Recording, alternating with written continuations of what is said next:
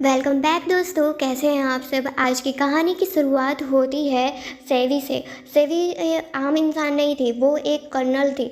पर वहाँ पर सेवी अपनी लाइफ को सुधारने के लिए बहुत मेहनत कर रही होती है, पर उसके पीठ पीछे क्या हो रहा होता है उसे इस चीज़ का कोई भी अंदाज़ा नहीं था। वो जिससे इतना ज़्यादा प्यार करती है और जिस पर इतना भरोसा करती है, उसका खुद का हस्बैंड, वो उसे धोखा दे रहा था। उसे ये बात बहुत लेट से पता चलती है और उसकी मासूम सी बच्ची के साथ क्या क्या होता है ये जानकर आपको भी बहुत बुरा लगेगा। तो कहानी को शुरू करते हैं। कहानी के स्टार्टिंग में हम सेवी को देख पा रहे थे। वो अपने काम में बिजी थी, पर तभी उनकी एक स्टाफ उनके पास आती है और कहती हैं कि आपका कॉल आया हुआ है, वो भी किंडरगार्टन से। ये सुनकर सेवी को लगता है किंडरगार्टन से क्यों कॉल आया वो मुझे। पर जब वो करती है तब वो कहती हैं उधर से कि आपका बेटा पास हो चुका है इंटरव्यू हमारे किंडरगार्टन स्कूल का। तो आप कब से उसका फ़ी पेमेंट कर देंगी और आपका बेटा कब से ज्वाइन करेगा, मैं आपको अभी बता सकती हूँ। पर ये सब सुनकर वहाँ पर सेवी को लगता है कि उसका तो कोई बेटा ही नहीं है, उसकी तो एक बेटी है बस। पर ये आखिर बात क्या हो रहा है। पर वहाँ पर वो लड़की बॉल पर ही वो लड़की बताती है कि आपने कुछ दिन पहले ही तो अपने बेटे के साथ और आप आई थी एडमिशन करवाने के लिए। ये सब सुनकर वहाँ पर सेवी को बहुत ही अजीब लगता है कि आगे ये बोल क्या रही है ये। पर वहाँ पर वो कॉल कट करके सीधे अपने हस्बैंड नेट को कॉल करती है। नेट से जब ये सब बात वो पूछती है तब वो वहाँ पर कॉल पर बहुत हैरान हो चुके थे और थोड़ा घबराए हुए भी थे। इस वजह से सेवी को और ज़्यादा शक हो रहा होता है। पर वहाँ पर नेट कह देता है कि नहीं नहीं, तुम्हें कोई ज़रूर स्कैम कॉल आया होगा, वो पैसा ठगने के लिए। तुम उन सब चीज़ों पर भरोसा मत करो, ठीक है। और वैसे भी अभी मैं मीटिंग में हूँ तो कॉल रख दो।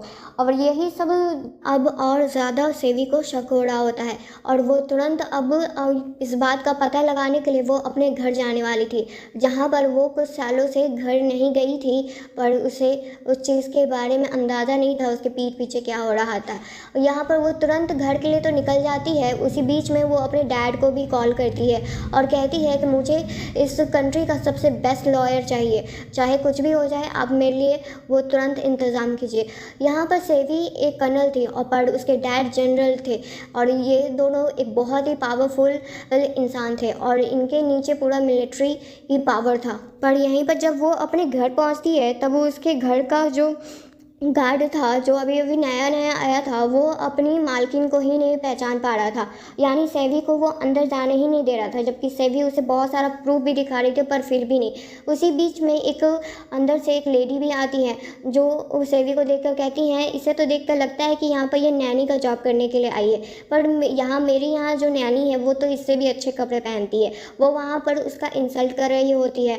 पर तभी अंदर से मिसू बाहर आती है। मिसू कोई और नहीं, सेवी की ही एक जानी पहचानी लड़की थी, क्योंकि मिसू एक मामूली से गांव से आती थी। पर वहाँ से उसे निकाल कर सेवी ने उसे पढ़ाया लिखाया और अब लाइफ में आगे बढ़ने का मौका दिया। पर उसे क्या पता था कि उसके ही पीठ पीछे वो उसके ही हस्बैंड को चुरा लेगी। यहाँ पर मिसू रोकने की बहुत कोशिश करती है ताकि सेवी अंदर घर के अंदर ना जा पाए, पर उसका हर एक मुमकिन कोशिश भी नाकाम हो जाता है।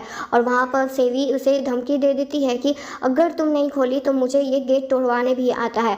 और मिसू यहाँ पर डर के मारे वो गेट को तुरंत खोलती तो है, और जैसे ही सेवी उस घर के अंदर जाती है उस घर का नक्शा ही देखकर उसे लग ही नहीं रहा होता है कि वो उसी का घर है, क्योंकि हर जगह अलग अलग चीज़ लगा हुआ था। और सबसे इम्पॉर्टेंट चीज़ तो वहाँ पर मिसू और नेट का और उनके बेटे डैनी का फ़ोटो था। ये सब देखकर उसे बहुत बुरा लगता है कि जिस इंसान से उसने इतना प्यार किया वो तो उसे कब से धोखा दे रहा था, उसे इस बात का अंदाज़ा तक नहीं था। और वहीं पर तभी डैनी ऊपर से आता है और उसके हाथ में एक डॉल था, वही डॉल जो सेवी के बेटी के लिए सेवी के डैड ने उसके लिए बहुत प्यार से अपने हाथों से बनाया था। और उसका बहुत बुरा हाल था। वहाँ पर डैनी कहता है कि ये पागल औरत कौन है और हमारे घर में क्या कर रही है। ये सुनकर मिशू उसका मुंह तो बंद करती है, पर उतने में डैनी एक और बात कहता है कि ये डॉल तो वो कीकू का है जो बोलती है नहीं, और पता है तुमको, मैं करता हूँ पर मेरे डैड उस लड़की को टॉर्चर करते हैं और उसे सज़ा देते हैं। ये सुनकर वहाँ पर सेवी का दिल का धड़कन बहुत ज़्यादा तेज़ हो गया था, क्योंकि वो जो जिसके बारे में बात कर रहा था वो कोई और नहीं बल्कि सेवी की ही डॉटर कीको थी। और वो कीको अभी बेसमेंट में बंद थी। वहाँ पर जब सेवी जाने लगती है अपनी बेटी को बचाने के लिए, तब वहाँ पर मीशू उसे रोकती है और उसी समय मीशू को सेवी से बचाने के लिए वहाँ पर नेट पहुँच चुका था। कुछ देर तक तो अभी तक नेट को ये बात पता नहीं थी कि जो लड़की आई हुई है उसके घर में वो कोई और नहीं बल्कि उसकी वाइफ है, और वो यहाँ पर मीशू को वो बहुत अच्छे से बचा रहा होता है और उसका साइड ले रहा होता है। और उतने में जितने देर में वहाँ पर नेट को पता चलता है कि वो उसकी वाइफ है, उतने देर में और भी लोग उसके घर में आ चुके थे और वो उसको देखता है। तब वो थोड़ा सा घबरा जाता है और सोचता है कि ये यहाँ पर क्या कर रही है। पर वहीं पर जब उसकी मीशो एक्टिंग करने लगती है कि तुम्हारी वाइफ ने मुझे बहुत मारा है, ऐसा इशारे में कह रही होती है, और उसका बेटा भी वही करता है। और वहाँ पर बेशरम इंसान की तरह उसे ऐसा लग रहा था कि उसने तो कोई गलती ही नहीं की है और सभी लोगों के सामने बस उसका वो इंसल्ट किए जा रहा था। पर उतने देर में वहाँ से कीको का भी आवाज़ आने लगता है और वो बहुत डरी सहमी हुई थी। जब वो सेवी वहाँ पर जाती है तब वो अपनी मॉम का आवाज़ सुनकर और मॉम से रिक्वेस्ट करने लगती है कि गेट को खोलने के लिए, और बहुत ज़्यादा ही रो रही होती है। पर वहाँ पर जितने लोग थे वो सोचने लगते हैं कि आखिर एक बच्ची एक रूम में क्यों बंद है।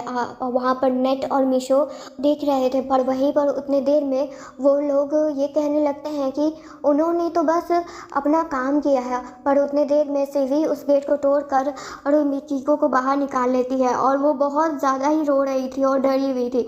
ये सब देखकर वहाँ पर मीशो आती है और कीको को कहने लगती है कि बेटा तुम किसे गलती से माँ कह रही हो, मैं तुम्हारी माँ हूँ ना। वहाँ पर कीको कहती है रोते हुए, झूठ बोलना बंद करो बुरी औरत, मेरी माँ मेरे पास आ चुकी हैं और जो भी तुमने मेरे साथ किया है वो सब कुछ मैं अपनी माँ को बताऊँगा। पर वहाँ पर सेवी का जो हस्बैंड था यानी नेटू, वो सभी लोगों को ये कहता है कि ये तो पागल औरत है और इसकी बेटी भी पागल है, पर हम दोनों हस्बैंड वाइफ इसका ख्याल रखने के लिए अपने घर में रख लिए थे, पर आज देखो आज हमारे साथ ये क्या कर रही है और तुम लोग हमारे बारे में क्या सोच रहे हो। ये सब सुनकर वहाँ पर लोग ऐसा पलटी मारते हैं जैसा लगता है जैसे उनका तो ये हमेशा से ये आदत ही था, और वो तुरंत सेवी और कीको के बारे में बुरा भला कहने लगते हैं और कहते हैं कि इतने अच्छे लोगों पर इतना गलत इल्ज़ाम ये लोग लगा रहे हैं, इन्हें तो मेंटल हॉस्पिटल में भेज देना चाहिए, तुम लोग यहाँ पर उससे अपने घर पर क्यों रखे हुए हो। ये सब सुनकर वहाँ पर सेवी और कीको बहुत रोते हैं और उन्हें समझ में नहीं आता है कि आखिर किस इंसान से उन्होंने शादी कर ली थी। यहाँ पर तो डैड के पास उनसे माफ़ी मांगती है और कहती है कि अगर मैंने कोई गलती कर दी हो तो मुझे माफ़ कर दीजिए डैड। पर वहाँ पर उसके डैड गुस्से में उसे धक्का दे देते हैं और उसे गिरा देते हैं, जो देखकर वहाँ पर सेवी को बहुत गुस्सा आता है। पर अब नेट का हरकत थोड़ा कम नहीं हो रहा था और बढ़ ही रहा था। वो वहाँ पर सेक्रेटरी गार्ड को बुला लेता है और कहता है कि इन दोनों को पकड़ के रखो, और क्योंकि इन दोनों को मेंटल हॉस्पिटल भेजना है। पर वहाँ पर जो भी गार्ड थे वो वहाँ नेट का बात मान ही नहीं रहे होते हैं, क्योंकि उन्हें ऑर्डर देने वाला बस एक ही इंसान है और वो कोई और नहीं बल्कि सेवी है। और ये सब सुनकर वहाँ पर जितने लोग थे वो सब हंसने लगते हैं, यहाँ तक मीशो भी सेवी का मजाक बना रही होती है कि सही में लगता है कि पागल है, एक मामूली सी लड़की इतने बड़े घर की अपनी मालकिन समझ रही है और वो यहाँ के गार्ड्स को अपना ऑर्डर दे रही है। पर वहाँ पर गार्ड्स भी नेट का ऑर्डर फॉलो नहीं करते हैं, क्योंकि उन्हें भी पता है कि उनकी रियल ऑनर कौन है। और जब नेट दोबारा पकड़ने के लिए कहता है तब इस बार बॉडीगार्ड सब नेट और मीशो को पकड़ लिए होते हैं और वहाँ पर अब पता चलता है कि असली मालिक कौन है। यहाँ पर नेट को अभी भी कुछ समझ में नहीं आ रहा था कि उसके बॉडीगार्ड उससे क्यों नहीं उसका बात मान रहे हैं, और जो बॉडीगार्ड थे वो कहते हैं कि आपने जो गुनाह किया है उसके लिए तो आपको सज़ा मिलेगी ही, चाइल्ड अब्यूज़ के लिए और सेकंड मैरिज के लिए, धोखाधड़ी के लिए भी। और इन सब बात को भी वहाँ पर नेट थोड़ा घबरा रहे थे सुनकर, और लोग तो बात बना ही रहे होते हैं और कहते हैं कि आखिर यहाँ पर चल क्या रहा है, कुछ समझ भी नहीं आ रहा है हमें। पर नेट कहते हैं अपना बकवास करना बंद करो और जल्द से जल्द मुझे छोड़ो, क्योंकि तुम्हें नहीं पता कि मेरे पीछे किसका हाथ है, और जब वो यहाँ पर आ जाएंगे ना मुझे बचाने, तब तुम लोगों को तो मैं अच्छे से देख लूँगा। उतनी देर में ही सेवी के फादर वहाँ पर आ जाते हैं और सेवी के फादर को नेट देखते ही बहुत ज़्यादा खुश हो जाता है, क्योंकि यहाँ पर सेवी के फादर को वो अच्छे से तो जानता था, था, पर उसे ये नहीं पता था कि सेवी के फादर है वो। वहाँ पर वो उन लोगों से एक तभी से इंट्रोड्यूस करवाता है और कहता है कि ये मेरे जाने पहचाने अंकल हैं और इन्होंने ही मुझे प्रमोट करवाया था और इनका बहुत बड़ा हाथ है मेरे करियर लाइफ में। उतनी देर में वहाँ पर मिस्टर नेट अपनी वाइफ मीशो को भी इंट्रोड्यूस करवाते हैं। ये सब देखकर वहाँ पर डैड तो बहुत ज़्यादा गुस्से में आ ही रहे होते हैं और ये भी देख रहे होते हैं कि उस इंसान ने उसकी बेटी के साथ किस तरह का धोखा किया है और कितने सालों से उसे और उनको इस अंधेरे में रखा है। फिर उसके बाद डैड खुद सेवी से पूछते हैं कि आखिर यहाँ पर क्या हो रहा है और तुम इस हालत में कैसे पहुँची। वहाँ पर सेवी रोते हुए कह देती है कि डैड, मुझे भी नहीं पता था कि ये इंसान मुझे धोखा दे रहा था और इसका एक बेटा भी है और इन्होंने तो अपनी हद ही पार कर दी है। हाँ, ये आपकी प्यारी सी पोती को इन्होंने बेसमेंट में बंद करके रखा था और बहुत ज़्यादा टॉर्चर करते थे। ये सब सुनकर वहाँ पर नेट और मीशो और जितने लोग थे वो सब हैरान हो जाते हैं कि सेवी किसे अपना डैड कह रही है, क्योंकि जहाँ तक उन लोगों को लगता था कि जनरल ने तो कभी शादी ही नहीं की थी और यहाँ पर आज उनकी बेटी कहाँ से आ गई। और वो लोग सेवी पर ही गंदा से गंदा इल्ज़ाम लगा रहे थे कि जनरल और सेवी के बीच में कुछ चल रहा है। ये सब सुनकर वहाँ पर डैड को बहुत गुस्सा आता है और वो नेट को बहुत मारते भी है। उससे पहले सेवी ने भी अपना हाथ तो साफ किया ही था इस पर। वो अपनी प्यारी सी ग्रैंड डॉटर को देखकर कीको को बहुत ज़्यादा ही उदास हो जाते हैं कि उनकी प्यारी सी पोती इस हालत में थी। पर अब तक के लिए अब नेट को समझ में आ चुका था कि उन्होंने बहुत ही बड़ी गलती कर दी है और वो जनरल से इसके लिए माफ़ी भी मांगते हैं, पर इसका कोई फ़ायदा नहीं था क्योंकि ये वो जो भी कुछ किए थे उसके लिए उन्हें कभी भी माफ़ी नहीं मिल सकती थी। और यहाँ पर वो लोग उसे अरेस्ट करने के लिए भी आ चुके थे और जब खुद नेट उन्हें धमकी दे रहा था तब वहाँ पर मिलिट्री मैन सब बंदूक तान देते हैं नेट पर और ये देखकर बहुत ज़्यादा डर गए थे। यहाँ पर सेवी उससे कहती है अब कि तुम्हें समझ में आया कि तुमने मेरे साथ और मेरी प्यारी सी बच्ची के साथ क्या क्या किया था। मेरे डैड ने, तुम्हें क्या लगता है कि मेरे डैड और तुम्हारा रिलेशन उनके साथ इतना अच्छा क्यों हुआ? क्योंकि मैं तुमसे प्यार करती थी इसीलिए। और मेरे डैड ने सब कुछ किया क्योंकि वो चाहते थे कि मैं हमेशा खुश रहूं और तुम जैसे नालायक इंसान को भी उन्होंने इतना सर पर चढ़ा कर रखा हुआ था सिर्फ मेरी वजह से। पर आज तुमने जो भी उन्होंने तुम्हारे लिए किया वो लगता है उन्होंने बस बर्बादी ही की है। पर अब नेट बहुत ज़्यादा डर गए थे क्योंकि उनकी करियर लाइफ भी अब ख़त्म होने वाली थी। इसीलिए वो सेवी के सामने झूठ बोलते हैं कि उन्होंने कोई गलत काम नहीं किया है, ये मीशो ने उन्हें फंसाया है और उनका रिलेशन ख़राब किया है। ये सब सुनकर मीशो गुस्से में कहती है कि तुम कितने गिरे हुए इंसान हो। उस समय तुमने मुझसे मीठी मीठी बात कर कर मुझे फंसा लिया था और तुमने ही तो कहा था कि सेवी से तुम उससे बिल्कुल भी प्यार नहीं करते हो, उससे तो शादी करना बस एक समझौता था और कुछ भी नहीं।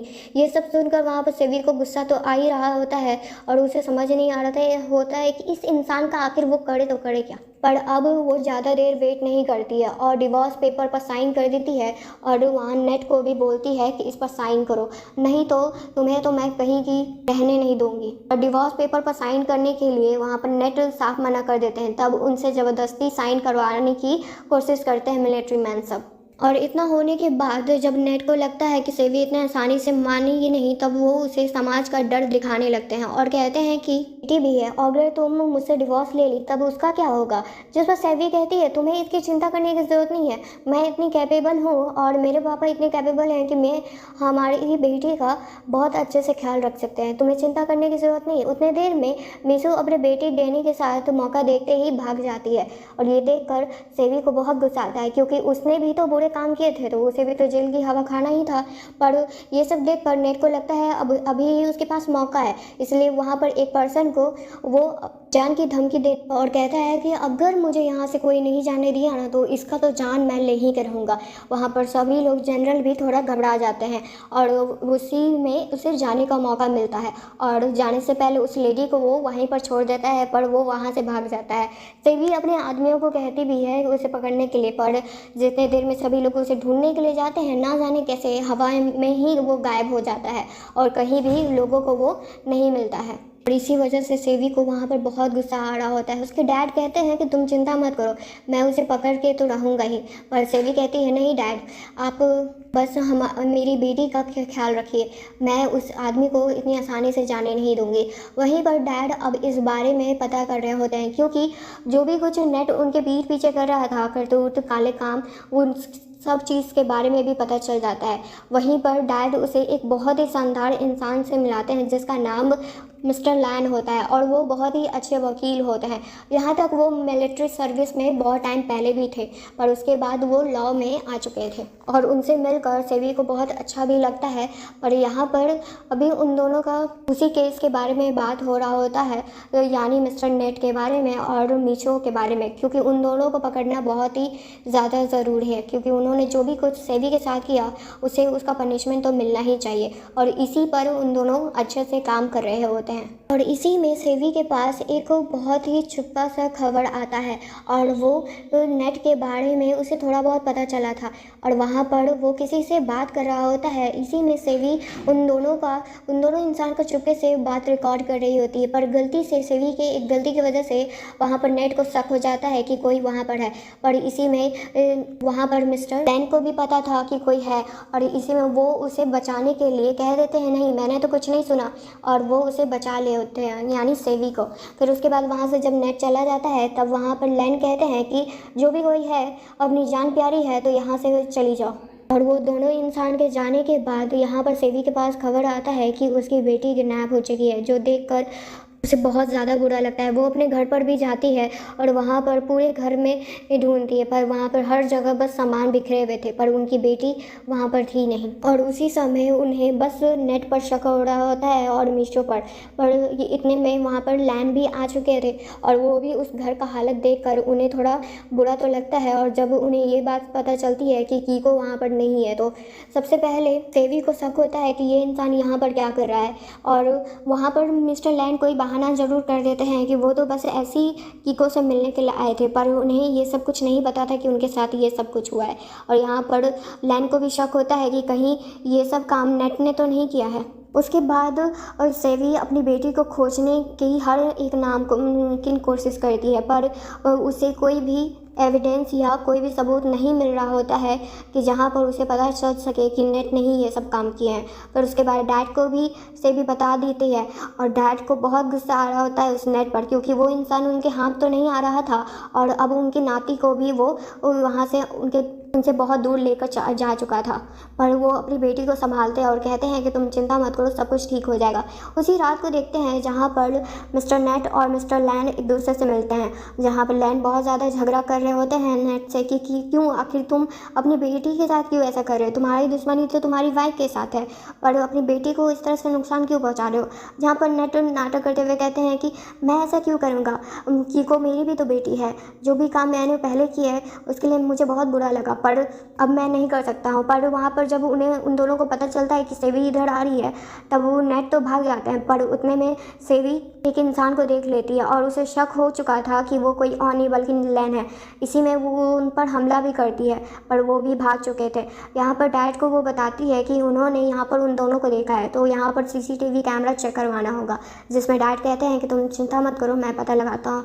और वहीं अगले दिन देखते हैं जब वहाँ पर सेवी अपने ऑफिस में होती है, तब वहाँ उसे मिस्टर लैन मिलने के लिए आते हैं, और यहाँ पर पता लगाने के लिए कि कल वही इंसान था, जानबूझकर सेवी उनके हाथ पर गर्म कॉफ़ी ला देती है, और वो उनके हाथ पर वही चोट देख लेती है जो कल रात उसने उस इंसान को मारा था। और उस चोट को देख के ही सेवी को पता चल गया था कि ये वही इंसान है जो कल नेट से मिला था। और अब तो उसे और ज़्यादा डर लग रहा था कि जिस पर वो इतना भरोसा कर रही थी वो भी इंसान उसे धोखा दे रहा है, कहीं उसकी बेटी किडनैप करवाने में इसका भी तो हाथ नहीं है। और इसी वजह से अब सेवी यहाँ पर मिस्टर लैन पर भी जांच पड़ताल लगा देती है, और खुद भी यहाँ पर उनके बारे में सबूत इकट्ठा कर रही होती है। इसी में वो एक लेडी के पास जाती है उनका केस मिस्टर लैन ने लड़ा होता है, पर उनका कहना ये था कि वो तो बहुत ही अच्छे इंसान हैं, उन्होंने मुझ जैसी सिंगल मदर की बहुत ही ज़्यादा मदद की थी, अगर वो नहीं होते तब शायद मैं अपने बच्चे के साथ अच्छे से नहीं रह पा रही होती।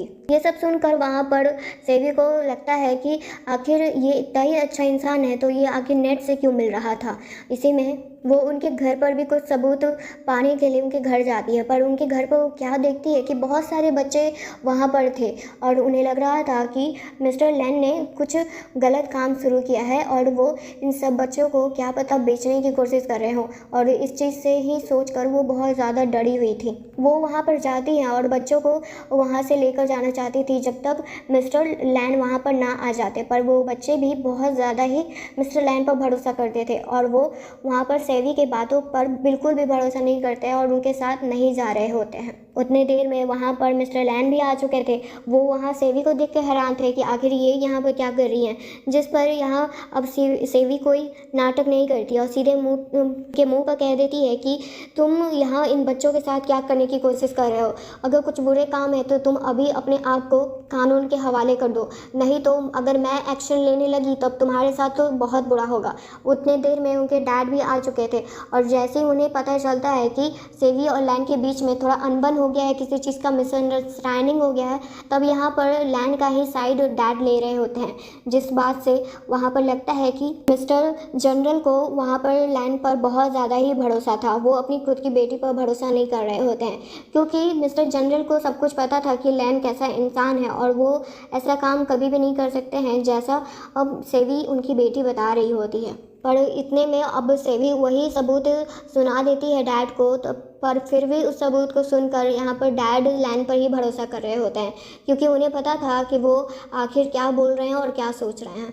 इतने में वो अपनी बेटी को नहीं बताते हैं कुछ भी, पर सेवी वहाँ पर लैन को धमकी देती है कि भले अब मेरे डैड तुम पर इतना भरोसा करते हैं पर मैं तुम पर ज़रा सा भी भरोसा नहीं करती और अगर मेरी बेटी को कुछ भी हुआ तुम्हारी वजह से तब तो मैं तुम्हें ज़िंदा नहीं छोड़ने वाली हूँ। पर उसके बाद डैड और मिस्टर लैन एक दूसरे से बात करते हैं। वहीं दूसरी साइड देखते हैं जहाँ पर कीको अपने डैड के साथ थी और वो खुश लग रही थी, उसे कोई चोट नहीं पहुँची थी। पर यहीं पर डैड उसे बहुत ज़्यादा मक्खन लगा रहे होते हैं कि अगर जिस दिन तुम्हारी मॉम यहाँ पर तुम्हें लेने के लिए आई, जो बहुत जल्दी आने वाली हैं, उनसे कहना कि मैं तुमसे बहुत प्यार करता हूँ और वो अपनी गलती के लिए उनसे माफ़ी भी मांग रहे हैं। जो सुनकर वो प्यारी से बच्ची बस क्या ही चाहती है कि वो अपने माता पिता के साथ ही रहे और दोनों से अलग ना रहे। इसीलिए वो कह देती है कि डैड मैंने भी आपको माफ़ कर दिया है और आप चिंता नहीं कीजिए, मैं मॉम को मना लूँगी, हम लोग फिर साथ साथ रहेंगे। फिर उसके बाद यहाँ पर मिस्टर नेट मीशो से भी मिलते हैं और उसे कहते हैं कि तुम जितना लो प्रोफाइल अब रहोगी उतना ही अच्छा होगा क्योंकि तुम्हारा भी क्रिमिनल रिकॉर्ड में नाम आ चुका है।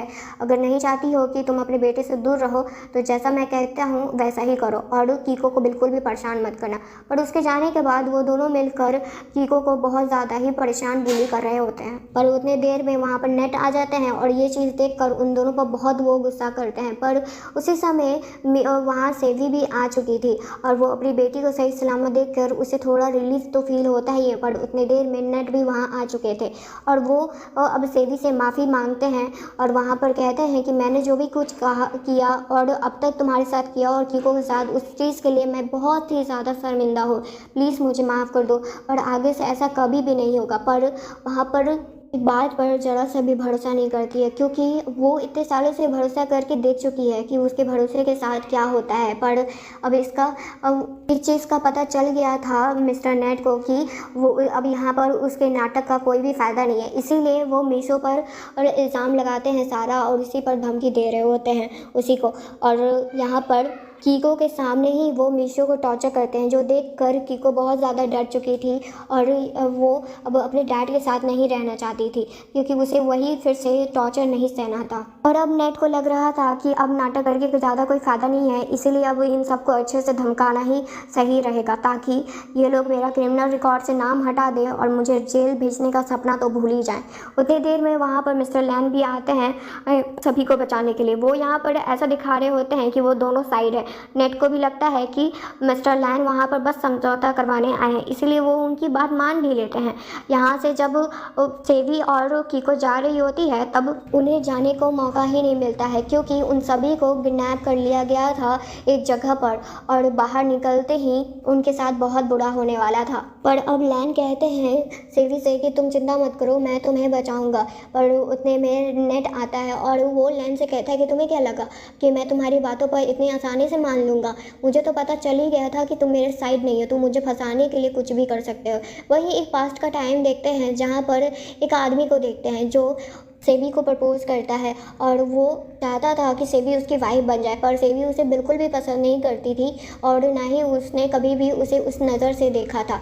पर वो इंसान ये रिजेक्शन सह नहीं पाता है और उस समय सेवी के साथ बहुत बुरा बर्ताव करने लगता है। इतने में उसके डैड आ जाते हैं और उसे बचा लेते हैं, पर वो इंसान डर के मारे वहाँ से भाग चुका था। और अब वही प्रेज़ेंट टाइम में वही इंसान अब सेवी का परिवार ख़त्म करना चाहता था और सेवी की जो बेटी कीको थी उसे जान से ख़त्म करना चाहता था। इसीलिए वो नेट जो उसका फ़ादर है उसे ही चाकू थमा देता है और कहता है कि तुम इन सब झंझट से बाहर निकलना चाहते हो तो तुम्हें ये सब काम खुद से ही करना होगा और उसे उस लड़की को ख़त्म करना होगा। पर यहाँ पर लैन और सेवी डर चुके थे कि कहीं सही में नेट कुछ कर ना बैठे, क्योंकि वो दूसरा इंसान था, वो तो बस बदला ले रहा था अपना। पर यहीं पर नेट ऐसा कुछ भी नहीं कर पाते हैं और जब वो हमला करते हैं तब उस समय लैन बीच में आ चुके थे और उन्हें ही चोट लग जाता है और उतने में सेवी उस इंसान नेट को अच्छे से सबक सिखाती जिसकी वजह से वो बेहोश हो चुका था। और उसी समय डैड आ चुके थे और उस इंसान को अपनी बंदूक के नोक पर रखे हुए थे और उसे लग रहा था कि इतने सालों का प्लान उसका फेल हो चुका है। डैड कहते हैं कि तुम्हें क्या लगा, तुमने जो मेरी बेटी के साथ किया मैं तुम्हें इतनी आसानी से जाने दूंगा? बिल्कुल भी नहीं। तुम्हारी करियर लाइफ तो मैंने पहले ही ख़त्म कर दी थी और तुम्हें भी मैं अच्छे से ख़त्म करना चाहता था, इसीलिए तुम पर इतने सालों से नज़र रखा हुआ था। पर मुझे ये नहीं पता था कि तुमने तो मेरी ही बेटी का परिवार ख़त्म करने को वो प्लान बना रहे थे। और तुम्हारे इस जगह के बारे में मुझे मीशो ने बताया था, क्योंकि मीशो को तो नेट ने एक घर दे दिया था और उससे बोला था कि दोबारा मेरी लाइफ में कभी भी मत आना और अपने बच्चे को यहाँ से लेकर चली जाओ। पर सही टाइम पर डैड आ गए थे और सेवी और लैन और कीको तीनों बच चुके थे। पर वो इंसान हंसता है और पागलों की तरह बिहेव कर रहा होता है और कहता है कि तुम्हें क्या लगा कि मेरे पास सेकंड प्लान नहीं है? मैंने इस इंसान के अंदर बॉम्ब फिट किया हुआ है, इसके शरीर पर। वो बात था और वो इंसान नेट था। पर इतने में अब सभी लोग बहुत ज़्यादा डर चुके थे, क्योंकि अगर उस बॉम्ब को डिफ्यूज़ नहीं किया गया तो वहाँ पर कोई भी इंसान बचने वाला नहीं था। पर और सेवी सबसे आगे आती है और उस बॉम्ब को डिफ्यूज़ कर देती है और तभी सबके सांस में सांस आता है और सभी लोग वहाँ पर बच चुके थे और वो इंसान भी मिलिट्री मैन्स के कब्ज़े में था। अब यहाँ से सब कुछ ख़त्म हो चुका था और अब सेवी अपनी बेटी के साथ और लैन के साथ वहाँ से जाती है। और आज के दिन ही सेवी को पता चलता है कि वो नेट से इसलिए ज़्यादातर बच पाई क्योंकि लैन उन सब बीच में थे, क्योंकि वो डैड के साथ मिलकर प्लान बना रहे थे ताकि वो नेट को अच्छे से पकड़ सके पूरे सबूत के साथ, इसलिए वो नेट के साथ दिखते थे। और ये चीज़ आज सेवी को पता चली थी और वो इसके लिए बहुत ज़्यादा शर्मिंदा भी थी कि उन्होंने नेट के वजह से लैन पर इतना बड़ा शक करने की कोशिश की है। पर यहीं पर सब कुछ ठीक हो चुका था और सभी लोग ठीक थे और बुरे इंसान अब जेल की हवा खाने वाले थे। यहीं पर ये कहानी ख़त्म हो चुकी।